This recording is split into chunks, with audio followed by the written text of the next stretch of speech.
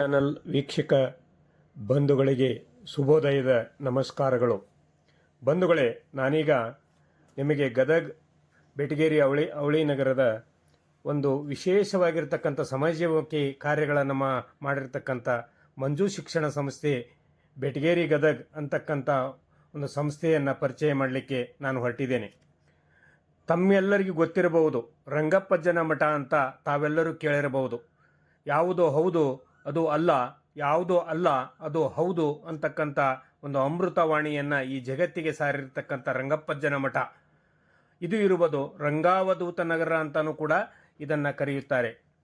ಹಾಗೆ ಸ್ವಲ್ಪ ದೂರದಲ್ಲಿ ಮುಂದೆ ಹೋದರೆ ಮಂಜು ಶಿಕ್ಷಣ ಸಂಸ್ಥೆ ಬೆಟಗೇರಿ ಗದಗ್ ಬುದ್ಧಿಮಾಂದ್ಯ ಮಕ್ಕಳ ವಸತಿಯುತ ವಿಶೇಷ ಶಾಲೆಯೇ ಇಲ್ಲಿ ಇರುತ್ತದೆ.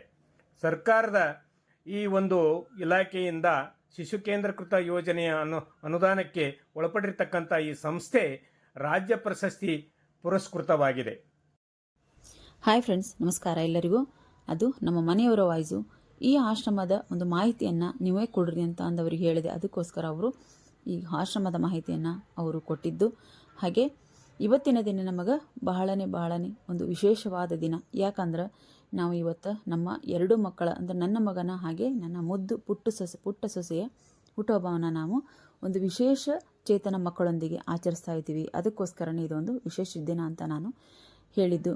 ಇದು ಏನೋ ಗೊತ್ತಿಲ್ಲ, ನನ್ನ ಮಗನಿಗೆ ಒಂದು 2-3 ವರ್ಷ ಆತೀಗ ನಾವು ಮನೆಯಲ್ಲಿ ಅವನಿಗೆ ಬರ್ತ್ಡೇ ಆಚರಣೆ ಮಾಡೋದು ಇಷ್ಟ ಆಗಂಗಿಲ್ಲ. ಅದಕ್ಕೋಸ್ಕರ ಈ ರೀತಿ ಒಂದು ಮಠ ಅಥವಾ ಆಶ್ರಮಗಳಿಗೆ ಹೋಗಿ ನಾನು ನನ್ನ ಬರ್ತ್ಡೇನ ಆಚರಿಸ್ಕೋಬೇಕು, ಹಾಗೆ ಅಲ್ಲಿ ನಮ್ಮ ಸಮಯವನ್ನು ಕಳಿಬೇಕು ಅನ್ನೋದೊಂದು ಅವನ ಆಸೆ. ಅದಕ್ಕೋಸ್ಕರ ಈ ಕಾರ್ಯಕ್ರಮವನ್ನು ನಾವು ಒಂದು 2-3 ವರ್ಷದಿಂದ ನಾವು ಹಮ್ಮಿಕೊಳ್ತಾ ಇದ್ದೀವಿ.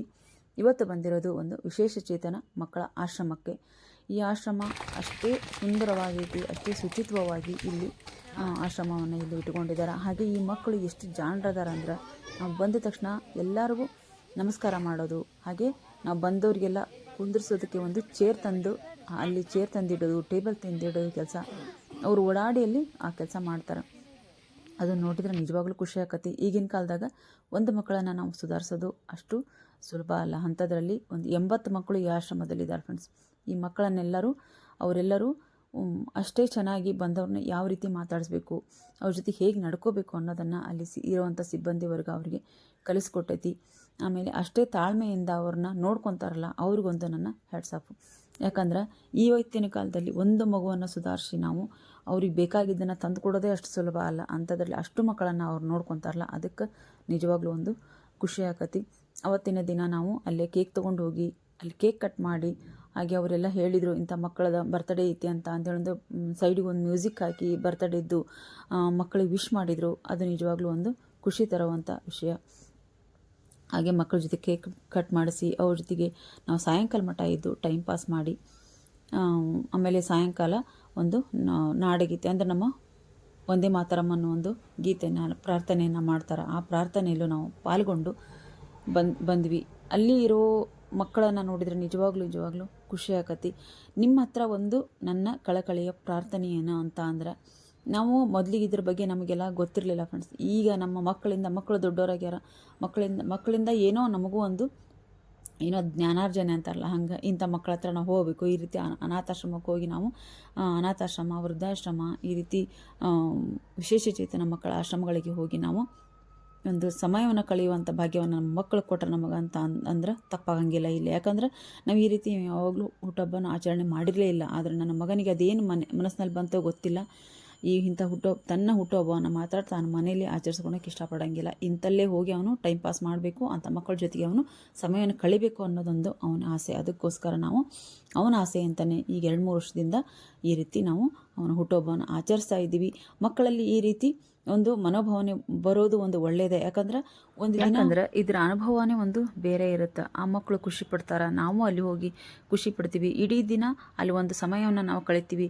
ಮನೇಲಿ ನಾವು ಹೊಸ ಬಟ್ಟೆ, ಕೇಕ್ ತಂದು ಅವಾಗವಾಗ ಆಚರಣೆ ಮಾಡ್ತಾ ಇರ್ತೀವಿ. ಆದರೆ ಇದೊಂದು ಬರ್ತ್ಡೇ ಇದ್ದು ಒಂದು ನಾವು ಅಲ್ಲಿ ಹೋಗಿ ಸಮಯವನ್ನು ಕಳಿತೀವಲ್ಲ, ಅದೇ ಒಂದು ಇಲ್ಲಿ ನಮಗೆ ಖುಷಿ ಕೊಡೋದು. ನನಗಂತೂ ಇಂಥ ದಿನ ಹಿಂಗೆ ಹೋಗಿ ಬಂದಿರ್ತೇನಲ್ಲ ಒಂಥರ ಕನಸ್ನಾಗ ಹೋಗಿ ಬಂದಿನಪ್ಪ ಅಂತ ಅನಿಸುತ್ತೆ. ಅಷ್ಟೊಂದು ಏನೋ ಒಂಥರ ಮನಸ್ಸಿಗೆ ಸಮಾಧಾನ, ಖುಷಿ, ಏನೋ ಒಂದು ಇಂಥಲ್ಲಿ ಹೋಗಿ ನಾವು ಭೇಟಿಯಾಗಿ ಬಂದ್ವಿ, ಇಂಥಲ್ಲಿ ಹೋಗಿ ನಾವು ಸಮಯವನ್ನು ಕಳೆದು ಬಂದ್ವಿ ಅನ್ನೋದ್ರಿಂದ ಏನೋ ಮನಸ್ಸಿಗೆ ನನಗೆ ಸಮಾಧಾನ ಆಕತಿ.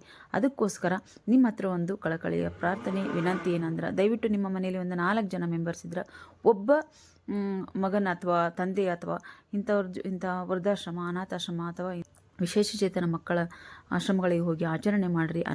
ನೀವು ಆ ಅನುಭವವನ್ನು ಪಡ್ಕೊಳ್ರಿ, ಖುಷಿ ಪಡ್ರಿ ಅಂತ ಅಂದಿಲ್ಲಿ ಹೇಳೋದಕ್ಕೆ ನಾನು ಇಷ್ಟಪಡ್ತೀನಿ. ನಿಮಗೆಲ್ಲರಿಗೂ ಈ ವಿಡಿಯೋ ಇಷ್ಟ ಆಗೈತೆ ಅಂತ ತಿಳ್ಕೊಂಡಿದ್ದೀನಿ. ದಯವಿಟ್ಟು ಇಷ್ಟ ಆದರೆ ನಿಮಗೆ ಏನು ಅನ್ನಿಸ್ತು ಈ ವಿಡಿಯೋ ಬಗ್ಗೆ ಅನ್ನೋದನ್ನು ದಯವಿಟ್ಟು ಒಂದು ಕಮೆಂಟ್ ಬಾಕ್ಸಲ್ಲಿ ಕಮೆಂಟ್ ಹಾಕಿ. ಹಾಗೆ ವಿಡಿಯೋನ ಲೈಕು ಮತ್ತು ಶೇರ್ ಮಾಡಿ. ನನ್ನ ಚಾನಲನ್ನು ಸಬ್ಸ್ಕ್ರೈಬ್ ಮಾಡಿಕೊಂಡು ಸಪೋರ್ಟ್ ಮಾಡಿ ಫ್ರೆಂಡ್ಸ್. ನಾನು ಮತ್ತೆ ಮುಂದೆ ಒಂದು ಒಳ್ಳೆ ವಿಡಿಯೋದೊಂದಿಗೆ ಬರ್ತೀನಿ. ಈ ವಿಡಿಯೋ ನಿಮ್ಮೆಲ್ಲರಿಗೂ ಇಷ್ಟ ಆಗುತ್ತೆ ಅಂತ ತಿಳ್ಕೊಂಡಿದ್ದೀನಿ. ನಿಮಗೆ ಸಮಯ ಸಿಕ್ಕಾಗ ಈ ರೀತಿ ಆಶ್ರಮಗಳಿಗೆ ಭೇಟಿ ಕೊಡ್ರಿ.